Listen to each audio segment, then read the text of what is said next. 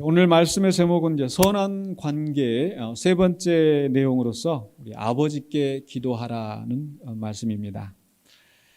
누가복음 이제 10장 25절로 11장 13절까지 오늘 봉독한 말씀까지는 이제 하나님 나라 백성, 우리의 이름이 하늘에 등록되어 있어 이제 우리는 하나님 나라 시민이 되었는데 그 하나님 나라 시민으로서 어떻게 살아야 할 것인가, 하나님의 자녀로서 어떻게 살아야 할 것인가, 한마디로 이야기하면 선한 관계를 맺고 살아야 된다. 그 선한 관계를 세 가지 방향에서 말씀해 오셨습니다. 첫 번째로는 이 사람과 사람 사이, 이웃과의 관계에서 우리가 선한 이웃이 되어야 되겠다. 도움이 필요한 사람들에게, 또 사랑이 필요한 곳에 가서 우리가 사랑을 베풀고 또 그리스도의 사랑을, 또 우리가 하나님께 받은 은혜를 나누는 자가 되어야 되겠다. 그게 이제 첫 번째 관계이고요. 두 번째는 예수님과의 관계입니다. 예수님은 우리를 구원하시고 또 하나님의 나라를 이 땅에서 이루시려고 오신 하나님의 아들이신데 그분과 우리가 어떤 관계를 맺을 것인가. 물론 그분의 사역을 위하여서 우리가 봉사하고 섬기는 것 중요합니다. 그런데 그보다 더 중요한 것은 바로 말씀이라는 것. 주님의 말씀에 우리가 귀를 기울이고 또 그 말씀대로 순종하는 것. 이것이 가장 우리 주님께서 원하시는 것이다. 그래서 봉사가 필요 없는 것이 아니라 봉사도 말씀을 위해서, 또 말씀이 꽃이 피우고 열매 맺을 수 있도록 우리가 봉사하면서 또 말씀에 귀를 기울여야 되겠다. 그것이 두 번째 내용이었습니다. 오늘 세 번째 말씀은 바로 하나님과의 관계에서 우리가 어떻게 선한 관계를 맺을 것인가, 여러 가지가 있겠지만 그 중에서 오늘 주님께서 우리에게 교훈하시는 것은 바로 기도에 대한 것입니다. 그래서 기도에 대해서 우리 주님께서 말씀하실 때 저는 가장 핵심이 바로 아버지께 기도하라, 아버지께 간구하듯이 기도하라고 우리 주님께서 말씀하십니다. 첫 번째로는 우리가 11장 1절로 4절에서 우리 주님께서는 우리 아버지께 무엇을 구할까, 바로 그 기도의 내용에 대해서, 기도 제목에 대해서 우리에게 가르치십니다. 1절에 이렇게 시작하죠. 예수께서 한 곳에서 기도하시고 마치심에 제자 중 하나가 여짜오되 주여, 요한이 자기 제자들에게 기도를 가르친 것과 같이 우리에게도 가르쳐 주옵소서. 바로 예수님께서 기도하시고라는 말씀으로 시작을 합니다. 우리 예수님 바로 기도의 모범을 보이시고 또 친히 그 기도에 대해서 우리에게 가르쳐 주셨습니다. 바로 제자들의 요청에 응답하시면서 가르쳐 주셨는데, 바로 기도를 그냥 이론적으로만 가르치신 것이 아니라 바로 그분이 먼저 모범을 보이셨고, 그것을 보면서 제자들이 야, 우리도 예수님처럼 기도하고 싶은데 예수님 어떻게 기도할까요? 라고 물었던 거죠. 사실 이 말씀을 보면서 굉장히 좀 부끄러움이 들었습니다. 항상 강단에서 설교할 때마다 마음에 큰 부담이 드는 것은 이렇게 강단에서 옳은 말씀, 하나님의 말씀을 선포하지만 정말 내가 그 말씀에 합당하게 살고 있는가? 성도들에게 자신 있게 나 이렇게 하고 있는데 여러분도 이렇게 하십시오 라고 말하지 못하는 그런 부끄러움이 항상 제 안에 있는데, 우리 주님은 그렇지 않으신 분입니다. 우리 주님은 친히 실천하시고 모범을 보이시고 그리고 제자들에게 이렇게 기도하라고 말씀하시는 거죠. 사랑하는 것에 대해서도 친히 낮아지시고 제자들의 발을 씻어주시고 이렇게 사랑을 보여주시면서 내가 너희를 사랑한 것까지 너희도 사랑하라. 기도에 대해서도 내가 이렇게 기도한 것처럼 너희도 이렇게 기도하라라고 말씀하시는 것 같습니다. 그렇기 때문에 우리 예수님이 가르쳐 주시는 이 기도는 아마 최상의 모범 답안일 것 같아요. 있습니까? 지금 제자들이 요한이 가르쳐 준 것처럼, 요한이 제자들에게 가르쳐 준 것처럼 우리에게도 가르쳐 주십시오. 우리는 당신의 제자입니다 라고 하는데, 요한이 가르쳐 주는 것과 비교도 안 될 만큼 우리 예수님이 가르쳐 주신 것은 바로 하나님의 뜻을 누구보다도 잘 알고 있고 또 누구보다도 항상 하나님께 기도하셨던 그분이시기 때문에 그분이 우리에게 가르쳐 주신 기도가 바로 최상의 모범 답안일 줄로 믿습니다. 그래서 그분이 우리에게 가르쳐 주시는 것, 무엇을 우리가 간구해야 될까? 첫 번째로는요, 바로 2절에 있는 말씀, 아버지의 영광을 위하여 우리는 간구해야 합니다. 2절에 이렇게 말씀 기록되어 있습니다. 예수께서 이르시되 너희는 기도할 때에 이렇게 기도하라. 이렇게 기도하라. 어떻게 기도해요? 먼저 아버지여, 이름이 거룩히 여김을 받으시오며 나라가 임하시오며. 그래서 바로 우리가 기도할 때에 아버지여, 바로 그 기도의 대상을 부르면서 시작하는 겁니다. 우리도 누군가에게 뭔가 부탁할 때, 그렇죠? 아빠, 엄마, 교회 안에서도 집사님하고 이렇게 뭐 해달라고 할 때 먼저 부르지 않습니까? 그런데 그 부르는 호칭이 아버지여라고 하고 있는 거예요. 아버지여. 그래서 이건 그 유대인들도 그 기도를 하고 또 유대인들도 그 랍비들이 다른 사람들에게 기도에 대해서 가르쳐주는 내용들이 있었을 텐데 이것은 전혀 어느 누구도 이야기하지 않았던, 아마 세례 요한도 이렇게 가르쳐주지는 않았을 거예요. 그런데 우리 주님이 바로 이렇게 파격적인 기도를 가르치시는 겁니다. 왜냐하면 유대인들은 하나님을 대할 때 굉장히 두려워하는 마음으로 대하거든요. 그래서 하나님을 부를 때 그 여호와라고 하는 하나님의 이름을 직접 소리를 내지 못하는 거예요. 성경을 읽으면서도 여호와라고 이름하면은 막 너무 떨려가지고 여호와라고 이름하지 못하고 아도나이, 주여라고 이름을 따로 정해서 부를 정도로. 그러니까 하나님은 두려움의 대상인 거예요. 그런데 문제는 그렇게 두려워하면서도 정작 하나님의 말씀대로 순종하지 않는 게 문제인 겁니다. 근데 우리 주님께서는 우리를 향하여서 우리가 기도하는 그 대상이 바로 우리의 아버지이시다. 나의 아버지이시고 너희의 아버지시다. 이렇게 말씀하시는 거예요. 저는 이런 생각을 해봤습니다. 여러분, 우리가 누군가에게 충성한다고 했었을 때, 헌신한다고 했었을 때 두려움에서 마지못해서 하는 충성하고 정말 사랑해서 친근해서 하는 충성하고 어떤 것이 더 아름답고 효과적일까요? 바로 후자 쪽일 것 같습니다. 바로 우리 하나님이 원하시는 것은 두려워서 무서워서 어쩔 수 없이 맞지 않으려고 심판당하지 않으려고 하는 그런 순종이 아니라 정말 사랑해서 순종하는 것을 원하시는 거죠. 그래서 신명기에서도 계속해서 우리 하나님이 원하시는 것이 무엇인지 마음을 다하고 뜻을 다하고 힘을 다하여서 주 너희 하나님을 사랑하고 그 계명을 지키라고 말씀하시는 거죠. 우리 하나님은 사랑을 원하시는 거예요. 그 사랑에서 나오는 순종을 원하시는 거고. 그래서 우리가 두려움에서 하나님께 나아가는 것이 아니라 사랑하는 자녀같이 하나님께 나아가기를 원하시는 거죠. 그래서 갈라디아서 4장 4절로 5절에 보니까 이런 말씀 기록되어 있어요. 때가 참에 하나님이 그 아들을 보내사 여자에게서 나게 하시고 율법 아래 나게 하신 것은 율법 아래 있는 자들을 속량하시고 우리로 아들의 명분을 얻게 하려 하심이라. 우리를 구원하시기 위하여 그저 그냥 양이나 염소의 희생으로 그것만으로 하지 아니하시고 또는 누군가 천사를 보내서 하지 아니하시고 친히 아들을 보내셨어요. 독생자를. 왜냐하면 그 아들을 희생제물로 드리심으로 말미암아 우리에게 무엇을 얻게 하시려고요? 아들의 명분을. 아들의 명분이라고 하는 것은 그 아들로서 권리를 아버지에게 받는 거예요. 그래서 우리가 자녀가 되게 하는 권세를 주시려고 아들을 친히 보내신 겁니다. 그래서 우리 그 아들 때문에, 예수님 때문에 하나님과 우리 사이에는 바로 부자 관계와 같이 되었어요. 그래서 그 다음에 말씀 갈라디아서 4장 6절에 같이 한번 읽어보실까요? 너희가 아들임으로 하나님이 그 아들의 영을 우리 마음 가운데 보내사 아빠 아버지라 부르게 하셨느니라. 아빠 아버지라. 여러분, 아빠하고 아버지하고 무슨 차이가 있어요? 아버지는 좀 거리가 있게 느껴지는데 아빠 얼마나 친근해요. 그런데 예수님께서 우리를 하나님에게 아빠 아버지라고 부르게 하셨다라는 거예요. 그래서 로마서 8장 14절 15절에서도 비슷하게 무릇 하나님의 영으로 인도함을 받는 사람은 곧 하나님의 아들이라. 너희는 다시 무소하는 종의 영을 받지 아니하고 양자의 영을 받았으므로 우리가 아빠 아버지라고 부르짖느니라. 아멘. 하나님 우리의 아빠가 되시는 걸 믿으십니까? 친근하게 아빠 나 이거 먹고 싶어. 나 좀 도와줘. 나 이거 사줘. 하는 그런 심정으로 우리가 하나님 앞에 기도할 수 있다는 거예요. 그러니까 기도는 바로 자녀들이 아버지께 뭔가를 요청하는 것처럼 우리가 어려워하지 않고 하나님 앞에 간구할 수 있다는 거예요. 우리 아버지 되시기 때문에.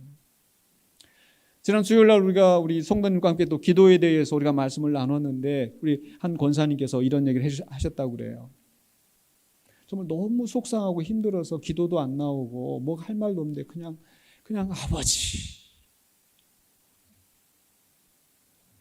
그런 기도도 하나님께서 들으실 줄로 믿습니다. 우리가 구체적으로 말하지 않아도 우리 하나님께서는 우리가 뭐가 필요한지, 무엇 때문에 속상한지, 무엇 때문에 아픈지 아시기 때문에 아버지. 그렇게 해도 우리 주님께서 우리 기도를 들으실 줄로 믿습니다. 그런데 아버지여 라고 부른 다음에 우리가 이제 기도할 내용들이 구체적으로 설명되어지는데 두 가지를 말씀하시죠. 하나는 이름이 거룩히 여김을 받으시오며 두 번째는 뭡니까? 나라가 임하시오며.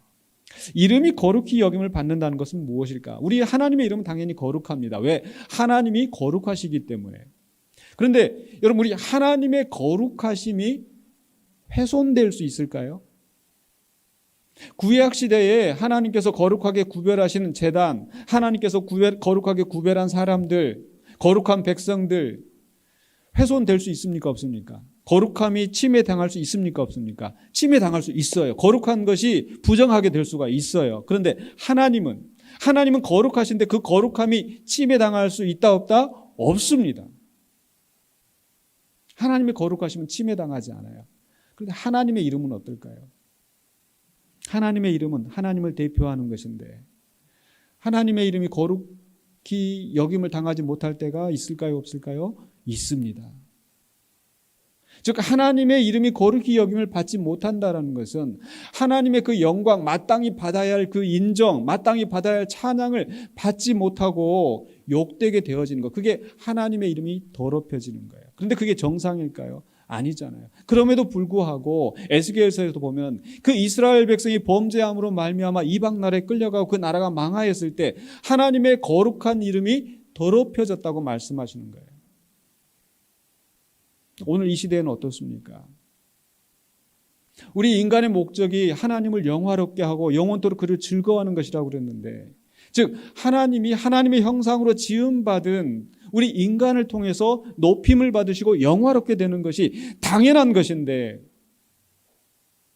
그러나 이 땅에 많은 사람들이 하나님의 형상으로 지음받았고 하나님으로 말미암아 그 생명이 존재하였음에도 불구하고 하나님을 인정하지 않고 하나님께 영광을 돌리지 않고 심지어는 하나님을 무시하고 하나님이 없다 하고, 그게 하나님의 이름이 더럽혀지는 거예요. 근데 그게 정상이 아니기 때문에, 이 세상에서 일어난 가장 큰 비극이기 때문에 우리 하나님의 자녀된 우리들은 마땅히 그 아버지의 이름이 거룩히 여김을 받기를 원합니다. 아버지가 마땅히 그 영광을 받으시기를 원합니다. 아버지가 찬양을 받으시기를 원합니다. 그게 가장 먼저 우리의 간절한 소원이 되어야 되는 거예요. 그게 아버지의 이름이 거룩히 여김을 받으시오며. 근데 이 기도는 바로 하나님의 영광 받으시도록 바로 현재에 해당하는 기도라고 한다면, 나라가 임하시오면은 바로 미래를 향한 기도라고 할 수 있겠습니다. 하나님은 온 세상을 창조하시고 주권자가 되시지만은 그 하나님의 통치가 온전히 이루어지지 않고 하나님을 거역하는 자들이, 거역하는 권세들이 아직 남아있는데, 이제 장차 하나님의 나라가 임하시고 하나님이 통치하시는 그 날이 속히 이루어지기를, 그래서 하나님께서 마땅히 높임을 받으시고 섬김을 받으시고 하나님의 통치가 이루어지기를 우리가 기도하는 것, 그게 바로 예수님께서 우리에게 말씀하셨던 너희는 먼저 그의 나라와 그의 의를 구하라, 하나님의 통치가 이루어지도록 우리가 기도하는 것,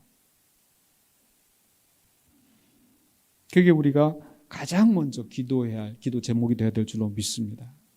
그래서 이름이 거룩히 여김을 받으시오며 나라가 임하시오며, 이 기도는 바로 다른 말로 하면 바로 하나님께 찬송과 영광을 돌리는 그런 기도입니다.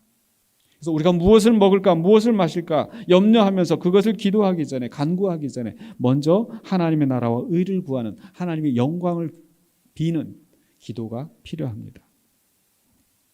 두 번째로는요, 3절에 있는 말씀 통해서 우리는 우리의 육신적인 필요를 위하여서 하나님께 간구할 수 있습니다. 간구해야 합니다. 3절에 이렇게 되어 있죠. 우리에게 날마다 일용할 양식을 주시옵고. 하나님 우리가 아버지라고 했는데 보통 뭐 요즘에 이제 맞벌이 부부 많이 하지만은 이 사회에서는 그 아버지의 역할이 수고하고 일을 해서 가족들이 먹을 양식을 벌어오는 거죠. 가족들에게 필요한 것을 공급하는 존재가 바로 아버지인데 바로 우리 하나님 아버지가 우리의 모든 필요를 채우신다라는 겁니다. 아버지이시기 때문에. 물론 어떤 사람들은 이게 그냥 우리가 하나님한테 양식 달라고 기도하는 것이겠느냐, 이 하늘의 만나를 구하는 것이다, 하늘의 양식을 구하는 것이다, 또는 성찬 때 우리 주님의 몸을 먹는 것처럼 우리 그런 것을 구하는 것이다, 이게 영적으로 해석을 하려고 하는데 굳이 그런 필요가 없을 것 같아요. 바로 우리는 가장 기본적인 우리의 생존을 위해서 필요한 것, 우리의 육신의 필요를 위해서 하나님 앞에 간구할 수 있습니다. 바로 우리가 몸이 아플 때 하나님 나 이거 너무 힘들어요. 아파요. 낫게 해주세요. 치료해 주세요. 기도할 수 있습니다. 왜냐하면 우리는 만약 기본적인 생존이 채워지지 않는다면 우리는 범죄하기 쉽거든요. 우리 속담에도 목구멍이 포도청이다. 사흘 굶어 남의 뭐라 그러죠? 담 많이 넘을 놈 없다. 사흘 굶어 도둑질 아니할 사람이 없다.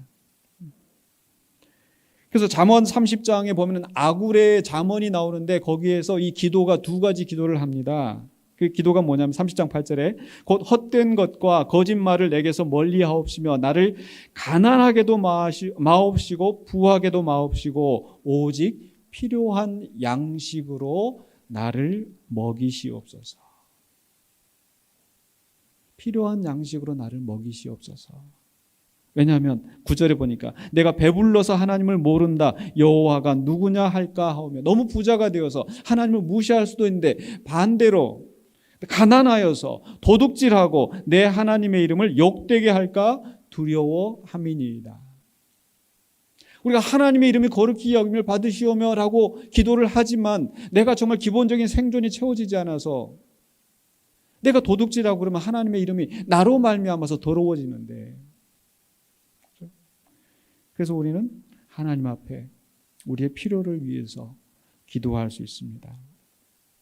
그러니까 이것은 어떤 사람들처럼 뭐 믿는 사람이나 안 믿는 사람이나 다 자기가 일해서 자기 먹을 거 채우는 거지 그것까지 굳이 하나님 앞에 간구하는가? 그것까지 기도할 필요가 있는가? 그럼 우리는 그렇지 않습니다. 결국 우리가 소득을 얻게 하는 것도 우리가 일할 수 있는 것을 주시는 것도 다 하나님의 은혜이고 하나님께서 우리에게 건강을 주시고 하나님께서 우리에게 필요한 것을 채워주신다는 것을 믿음 안에서 우리는 하나님께 기도할 수 있는 거죠. 그리고 꼭 양식뿐만 아니라 우리의 필요한 것들을 우리의 삶을 위해서 필요한 것들을 위하여서 하나님 앞에 간구할 수 있다라는 겁니다. 왜냐하면 그분은 우리의 아버지이시기 때문에. 사실 말씀을 준비하면서 또 하나 이제 부끄러운 게 있었는데요. 자, 미국에서 이제 살던 이제 집을 이제 정리하고 이제 한국으로 나오기 위해서 집을 팔아야 되는데 집을 빨리 막 기한 내에 팔아야 되는 거예요. 이게 빨리 못 팔면 또 막 헐값으로 막 내놓고 이제 이런 뭐 상황이 되어서 그래서 막 이제 집사람 막 초조해하고 저는 별로 이제 그런 일에 별로 초조해하지 않는 편인데 집사람 막 초조해가지고 막 이렇게 하는 거예요. 막 닦고 이제 사람들이 와서 구경하면은 또 이제 집값 떨어질까봐 또 막 또 청소하고 이러는데 그러다가 이제 어느 날 저녁에 저한테 그러는 거예요. 아, 당신 기도는 하나님 잘 들으시잖아. 그러니까 당신이 좀 기도해봐. 좀 집 좀 빨리 팔리게. 제가 뭐라고 했는 줄 알아요? 아니, 내가 째째하게 그런 거 갖고 하나님 앞에 기도해야 되겠어. 지금 생각해보니까 너무 오만했던 것 같아요. 그렇게 막 그것 때문에 노심초사하고 그렇게 하면 그래 우리 같이 기도합시다 하고 좀 손 붙잡고 좀 같이 기도해 주면 얼마나 좋았겠어요. 제가 그런 사람이었어요. 지금도 그렇지만 지금에 와서 돌이켜보니까 사실 하나님 앞에 뭐 째째한 게 어디가 있어요. 그죠? 뭔가 엄청난 주여 이 나라 이 민족을 구원해 주십시오. 이것만이 기도가 아니고 정말 내 마음속에 근심이 되는 거, 우리 찬송에서 오늘 고백했던 것처럼 마음속에 근심 있는 사람, 그 근심 가지고 그냥 주님 앞에 하나님 우리 집 좀 팔리게 해주세요 이렇게 기도할 수도 있단 말이에요. 어떤 시골 목사님이 그런 간증을 하십니다. 내가 오늘 살다가 내가 돼지한테 안수하고 왔다고. 시골에서 목회하니까 돼지가 아프니까 목사님 우리 돼지가 너무 아파요. 기도해 주세요. 그 목사님 가서 이렇게 돼지 안수하고 기도했다는 거 아니에요. 얼마나 하나님이 그런 기도라고 해서 야 세상에 하다 못해 돼지 낫게 달라고 기도 이렇게 하시지 않는단 말이에요.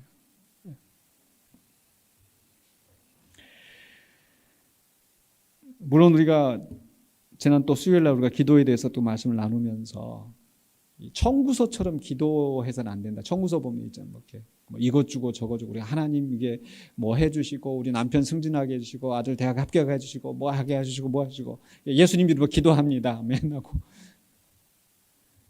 일방적으로 하나님 앞에 그냥 달라고만 하고 그런 기도는 하나님께서 기뻐하시지 않는다는 거예요.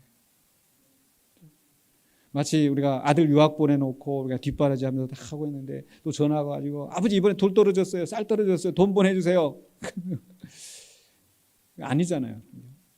대화하면서 뭐 이렇게 지내고 있어요. 저렇게 지내고 이렇게 하면서 그런 사랑의 교제 속에서 또 필요한 것을 채워주고 싶은 게 부모의 심정인데 어쨌든 그 부모는 그 자식의 필요한 것을 채워주고 싶은 것처럼 우리 하나님도 우리의 모든 필요를 채워주시는 분인 줄로 믿습니다. 우리의 육신적인 필요까지도 우리는 하나님께서 채워주시는 분인 것을 믿고 그래서 아침에 길을 나설 때 아버지 이제 나 출근합니다. 오늘 나 지켜주세요. 보호해주세요. 또 오늘 일할 때 장사 잘하게 해주세요. 오늘 우리 아들 건강하게 하나님 지켜주세요. 구체적으로 하나님 앞에 간구할 수 있는 거예요. 물론 그렇다고 해서 우리가 아무것도 안 하고 그냥 하나님 채워주시기만 기다리고 그건 아니겠죠. 하나님 우리 아들 1등하게 해주세요. 하나님 나 이번에 꼭 뭐 합격하게 해주세요 하면서 기도만 하고 있다고 해서 되는 게 아니잖아요. 열심히 또 하면서 공부하면서 열심히 일하면서 내 최선을 다하면서 그리고 그것을 궁극적으로 이루신 분은 하나님이시기 때문에 마치 바울이 이야기하듯이 바울은 심었고 아볼로는 물을 줬고 그러나 자라나게 하시는 분은 하나님이시라는 것. 우리의 최선을 다하지만 궁극적으로 그것을 이루시는 분이 하나님이시라는 그 믿음 안에서 그 고백 안에서 하나님 나 이거 도와주세요. 하나님 나 이걸 해결하게 해주세요. 라고 하나님께 우리의 필요를 육신적인 필요를 실질적인 필요를 하나님 앞에 간구할 수 있습니다. 그리고 그것을 기도할 때에 하나님 앞에 뭐 대단하게 뭐 미사역으로 중언부언 그렇게 할 필요가 없어요. 우리 예수님이 뭐라고 말씀하세요? 우리에게 필요한 양식, 우리에게 일용할 양식을 주시옵고 얼마나 짧아요. 얼마나 간단해요. 얼마나 직접적입니까? 굳이 막 우리가 뭐 누가 이렇게 아쉬운 소리 하러 갈 때 말을 하지 못하고 이리 돌리고 저리 돌리고 그럴 필요가 없어요. 하나님한테는 직접적으로 간결하게 필요한 것을 요구할 때, 기도할 때, 요청할 때 하나님께서 들으실 줄로 믿습니다.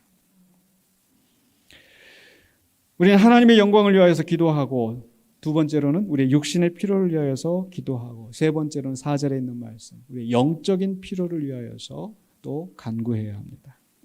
4절에 이렇게 기록되어 있습니다. 우리가 우리에게 죄 지은 모든 사람을 용서하오니 우리 죄도 사하여 주시옵고 우리를 시험에 들게 하지 마시옵소서 하라. 아주 간결하게 나와 있는데 두 가지 내용입니다. 하나는 사죄, 죄를 사하여 주시옵고 또 하나는 시험에 들게 하지 마옵소서. 바로 사죄라고 하는 것은 바로 우리의 죄로 말미암아서 하나님과 우리의 교제가 끊어지는데, 그렇죠? 하나님과 우리 사이에 죄가 있으면 그 장벽이 생기고 하나님과의 교제가 끊어지는 거예요. 그것을 해결해 주시기를. 시험에 드는 것은 하나님으로부터 멀어지고 사탄의 유혹에 넘어가서 사탄의 꾀임에 넘어가서 사탄이 원하는 길로 살아가면서 하나님과 단절되어지기 때문에 그렇게 되지 않도록 보호해달라고 기도하는 겁니다. 즉 사죄와 보호를 기도하는 것은 하나님과의 지속적인 교제를 위하여서 아버지의 뜻에 합당한 삶을 위하여서 살기 위하여서 우리에게 필요한 기도 제목인 것입니다. 여기서 특별히 시험은 단순한 유혹이 아니라 어떤 시련에서, 우리 압박에서, 우리의 삶 속에서 얼마나 많은 압박이 있습니까? 괴로움이 있습니까? 고난이 있습니까? 근데 그런 속에서 우리가 마음은 원이로되 우리의 의지는 주님을 따라가기를 원하지만 우리의 육신이 약해서 할 수 없는 것을 우리 하나님께서 능력 주셔서 감당할 수 있도록 하나님께 기도하는 겁니다. 또 사탄이 우리를 공격하기 때문에 베드로전서 5장 8절에 있는 말씀처럼 근신하라 깨어라 너희 대적 마귀가 우는 사자같이 두루다니며 삼킬 자를 찾나니. 근데 아무리 근신하고 깨어 있어도 마귀가 우리를 넘어뜨리려고 할 때 우리의 힘으로는 이길 수 없습니다.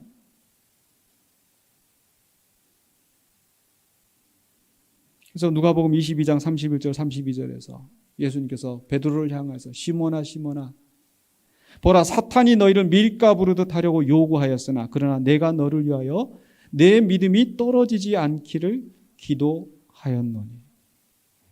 사탄이 우리를 위협하고 있지만 바로 우리 주님께서 우리의 믿음이 떨어지지 않기를 위하여 기도하시고 우리가 그 사탄의 시험을 이길 수 있도록 사탄의 공격으로부터 우리가 보호함을 받을 수 있도록 우리 주님께서 기도하시는데 마찬가지로 우리도 하나님 앞에 기도하라고 말씀하시는 겁니다.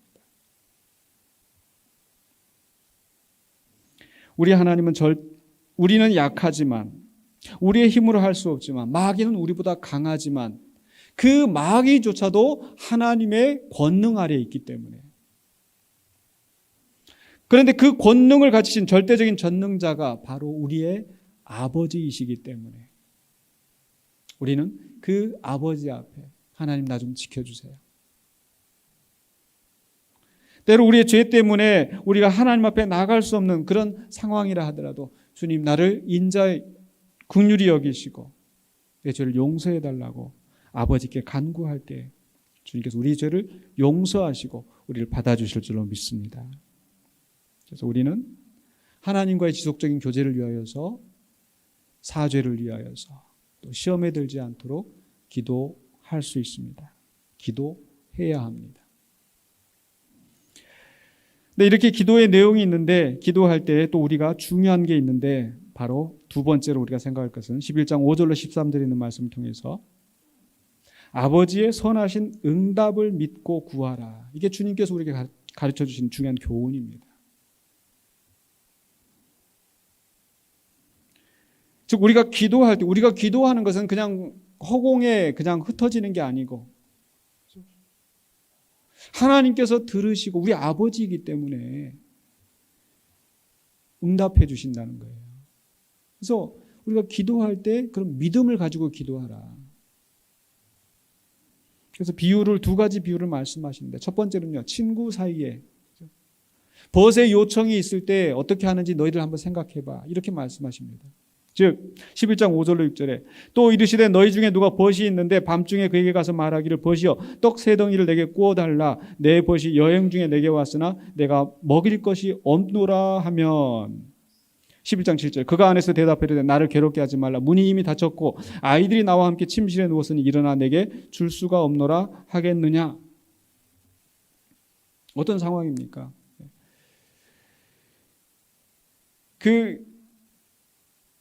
우리나라도 옛날에 그랬잖아요. 그 전세를 고향 이렇게 보면은 내가 지나가는 과객이 온대 하면 어떻습니까? 와서 이제 또 이리 오너라 해서 이렇게 손님 대접하고 그러는데 이 구약에서도 그 아브라함이 부지 중에 천사를 대접하였다. 이거 사람들이 알고 있기 때문에 또 나그네를 접대하라. 이게 성경에서 말씀하고 있는 거기 때문에 이 여행하는 사람들에 대해서 우리가 홀대하지 않고 접대하는 게 미덕이었고 또 성경의 명령이었고 그런데 그게 그냥 지나가는 사람도 아니고 모르는 사람도 아니고 친구가 여행하는 길에 와서 집에 들렸는데 밥을 먹여야 되는데 우리식으로 하면 물론 이제 떡이라고 지금 말씀하고 있잖아요. 근데 떡을 준비하려면 이제 반죽을 준비해서 누룩을 넣어서 발효를 시키고 그래가지고 이제 떡을 구워야 되는데 그게 금방 나오는 게 아니잖아요.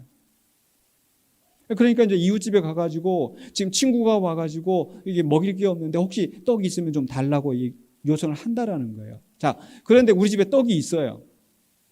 줄 수가 있어요. 그런데 오늘 지금 이 6절에 있는 말씀 그 7절에 있는 그 사람처럼 나를 괴롭게 하지 말라. 이미 문 다 닫았고 무슨 가게도 아니잖아요. 근데 문이 닫혔고 아이들과 함께 지금 자리에 누웠으니까 그냥 가라 이렇게 하겠느냐. 그렇게 하겠어요, 안 하겠어요? 친구인데 친구가 와서 지금 이제 혹시 집에 남은 밥이 있냐고 밥 달라고 하면은 잠들었는데 뭐 오지 말고 이렇게 하지 않는단 말이에요. 그러니까 친구 사이에 이렇게 뭐가 해달라고 할 때 거절하지 않을 텐데 하물며 하나님 아까 누구라고 그러셨어요? 우리에게 아버지인데 우리가 아버지한테 아버지 나 급한 일이 생겼는데 나 지금 우리 집에 떡이 떨어져서 그러는데 이렇게 아버지한테 얘기할 때 아버지가 듣지 않겠느냐 바로 이런 얘기인 거예요. 그러니까 심지어는 그 8절에 뭐라고까지 말씀하시냐면은 내가 너희에게 말하노니 비록 벗됨으로 인하여서는 일어나서 주지 아니할지라도 그 간청함을 인하여 일어나 그 요구대로 주리라. 그러니까 설사 친구가 아니어도 어떻습니까? 만약에 누가 급한 저 이거 좀 도와주실래요? 이거 뭐 있는데 누가 모르는 사람인데 저 이거 들어 올려야 되는데 이거 좀 도와주실래요? 하면 도와주시겠어요? 안 도와주시겠어요? 보통의 경우는 내가 이제 허리가 아파 이거 들다가 무슨 이럴 것 같으면 이제 내가 사정이 있어서 못 도와주겠으면 내가 할 수 있는 것 같으면 모르는 사람이 도와달라고 하는 것도 도와줄 텐데 근데 친구가 도와달라고 하면 안 도와주겠느냐?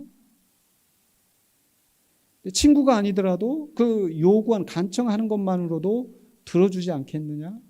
궁극적으로 예수님 하시는 말씀은 뭐예요? 아버지가 너희가 이렇게 구할 때에 자식이 구하는데 들어주지 아니하시겠느냐? 바로 응답의 확신을 가지라는 겁니다. 근데 여기서 우리가 자칫 오해하는 게 벗됨으로 인해서는 일어나 주지 않을지라도 간청함을 인하여 요구대로 주리라. 지금 막 열심히 하나님 앞에 막 기도하면 막 금식하고 막 때를 쓰고 막 그냥 작정해가지고 막 하면 그래야 하나님이 들어주신다?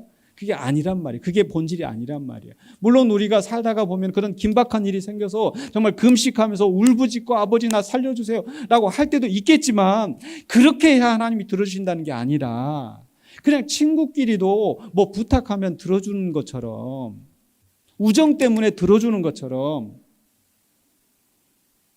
우리 아버지는 우리를 사랑하시기 때문에 그 우리가 요구하는 것을 기꺼이 귀를 기울이시고 들어주시기를 원하신단 말씀이에요.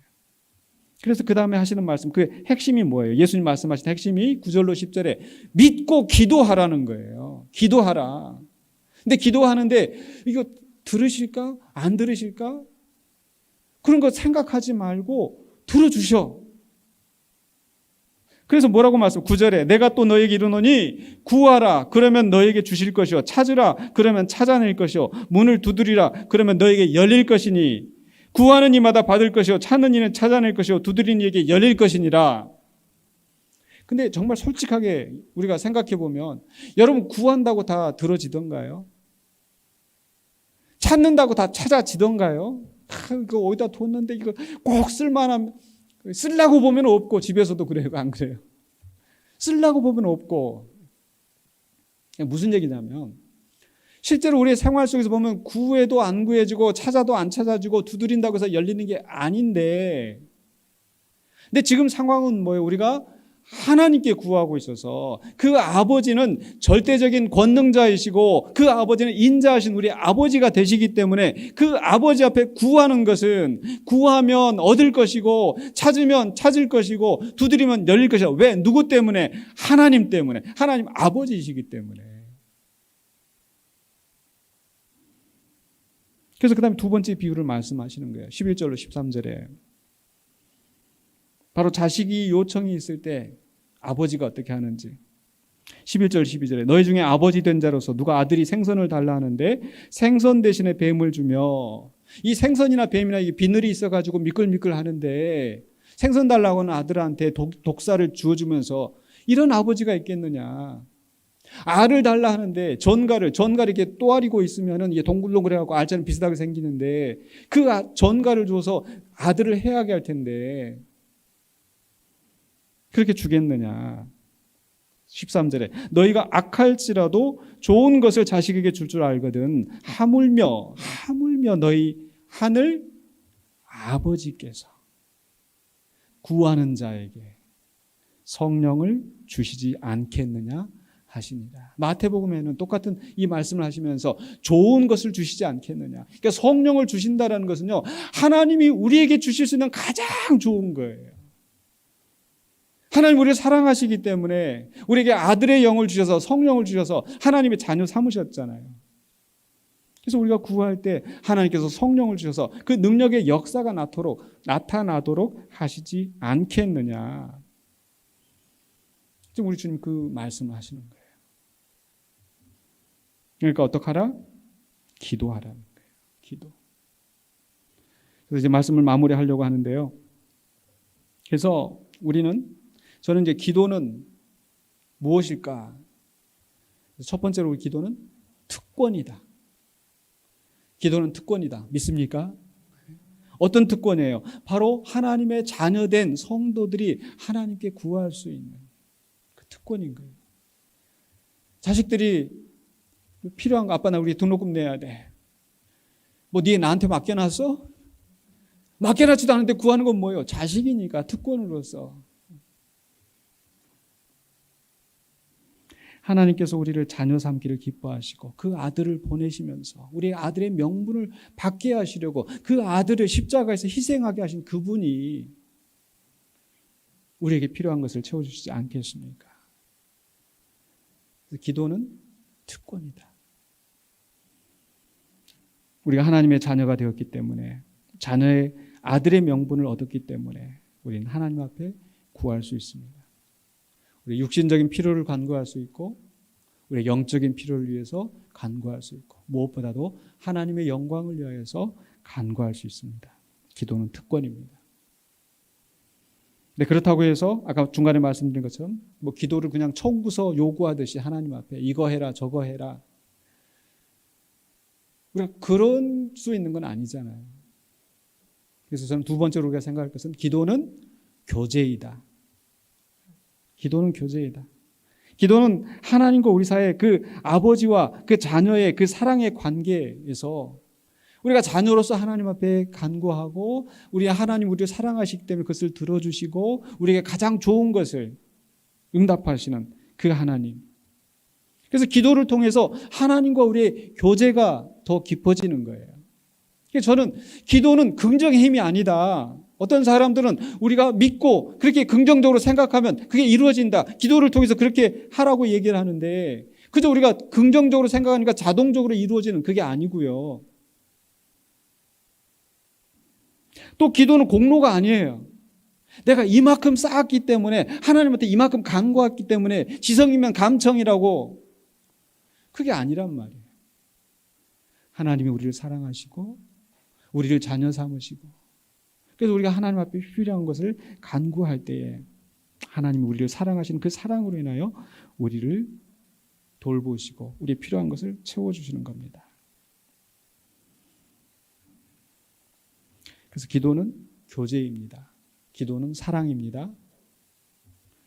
세 번째로요, 기도는 그래서 의무인 거예요. 우리 인간은요, 죄악된 본성으로 말미암아 가만히 놔두면 점점 하나님으로부터 멀어질 수밖에 없습니다. 근데 그 멀어지지 않기 위해서 하나님을 그 끈을 붙잡고 있어야 되는데 그게 바로 기도인 줄로 믿습니다. 사탄이 우리를 넘어뜨리려고 할 때에, 우리가 기도할 때에 우리가 사탄의 시험을 이겨내고 주님의 뜻에 바로 서게 될 줄로 믿습니다. 그런 면에서 기도는 선택이 아니라 필수요, 우리의 의무인 줄로 믿습니다. 근데 그런 우리가 의무적으로 해야 될 그 기도가 결코 어려운 게 아닙니다. 기도가 결코 어려운 게 아니에요. 물론 대표 기도는 좀 어려울 수 있겠죠. 그래서 우리 성도님들 대표 기도 하라고 그러면 부담스러워하시고 힘드신데, 근데 어려워하실 필요가 없어요. 저는 우리 성도님들이 이렇게 매 주일마다 주일 예배 때마다 이렇게 돌아가면서 이렇게 기도하는 그 기도가 너무너무 감사하고 너무너무 좋아요. 그냥 순수한 마음으로 하나님 앞에 간구하는 거. 막 미사 요구 막 해가지고, 우리 주님이 그런 기도를 원하시는 게 아니잖아요. 근데 꼭 대표 기도가 아니더라도 개인 기도할 때도 그냥 아버지 나 이게 좀 필요한데요. 아버지 나 이것 때문에 너무 힘들고 고달픈데요. 아버지 나 이것 때문에 너무 속상한데요. 그냥 아버지께 담담히. 물론 어떤 사람한테는 아버지가 좀 이렇게 관계가 좋지 않아서 아버지한테 뭐 이렇게 그런 사람도 있겠지만, 그러나 우리 하나님은 선하신 아버지가 되신 줄로 믿습니다. 어떤 아버지는 무능해서 들어주지 못할지도 있겠지만 우리 아버지는 전능하신 하나님이시기 때문에 그 어떤 것도 너무 사소해서 하나님 앞에 간구하지 못할 것이 없고, 너무 거대해서 너무 커서 하나님이 들어주지 못할 그런 것이 없는 줄로 믿습니다. 그냥 아버지한테 내 마음을 아뢰고 아버지한테 내 필요한 것을 아뢰듯이 그냥 간구하면 되는 거예요. 얼마 전에도 우리 교회 어떤 분이 찾아오셔서 잠깐 모르시는 분들이 이렇게 우리 교회 방문하셔가지고 이렇게 찾아오면서 누구를 찾아왔는데 그 연락이 안 된다는 거예요. 그래서 전화기를 내주시면서 저한테 이거 전화 좀 걸어달라고 하시는데, 보니까 스마트폰이시잖아요. 근데 이걸 어떻게 사실 전화를 거는 걸 잘 못 하시더라고요.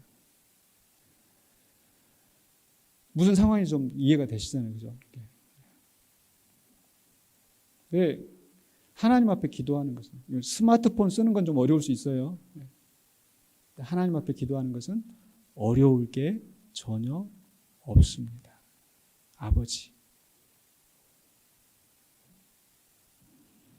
아버지에게 간구하는, 우리 예수님이 우리에게 기도로서 우리에게 보여주신 것처럼 간결해도, 아주 단순해도 직접적으로 우리의 필요를 하나님께 아뢰는 것, 그게 기도이고, 그리고 우리 아버지는 그 우리 기도에 기꺼이 응답하시는 선한 아버지신 줄 믿습니다.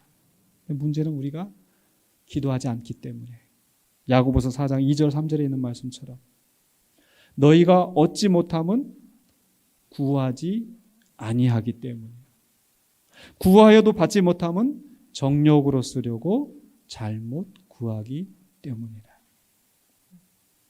그게 안타까워서 우리 주님께서 오늘 우리에게 기도의 교훈을 주신 줄로 믿습니다. 그래서 구하지 않기 때문에 얻지 못하는데 구하라. 그러면 얻을 것이다. 하나님께서, 우리 아버지가 기꺼이 응답하실 것을 믿고 구하라. 근데 구하는데 정욕으로 쓰려고 잘못 구하지 말고, 우리 세 가지 기도 제목 기억하세요. 첫 번째 뭐였어요? 하나님의 영광을 위해서 기도하고, 두 번째로는 우리의 육신의 필요를 위해서 기도하고, 세 번째 우리의 영적인 필요를 위해서 간구할 때 우리 아버지가 기꺼이 들으시고 우리에게 가장 좋은 것으로 응답하여 주실 줄로 믿습니다. 그 믿음 가운데서 기도하시며 또 하나님과 깊은 교제를 나누시는 저와 여러분 되시길 주의 이름으로 간절히 축원합니다. 기도하겠습니다. 거룩하신 아버지, 하나님 은혜를 감사합니다. 우리에게 기도를 가르쳐 주시는 예수님, 가르쳐 주실 뿐만 아니라 모범을 보이시고 친히 기도하시며 하나님의 뜻에 순종하였던 그 예수님처럼 우리도 주님 앞에 기도로 나아가기를 원합니다. 우리의 마음속에 있는 모든 근심을 하나님께 아뢰고 주님께 아뢰고, 그래야 주님이 그 응답하시는 그 은혜로 말미암아 하나님을 더 사랑하고 주께 영광 돌리며 하나님의 뜻에 순종하며 나아가는 우리 모두가 되게 하여 주시옵소서. 예수 그리스도 이름으로 기도하옵나이다. 아멘.